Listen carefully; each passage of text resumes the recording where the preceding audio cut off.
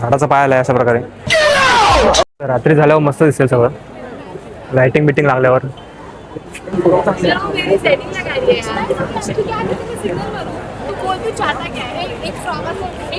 तर तुम्ही बघू शकता प्रत्येक स्ट्रक्चरची माहिती अशी दिली इथं लिहून. काय क्रिएटिव्हिटी आहे त्याची बघा, त्याची पण तिकडे दिली आहे, त्या साईडचं आहे लिहिले आणि माहिती असं तुम्ही वाचू शकतात, तुम्हाला कळलं नाही तर.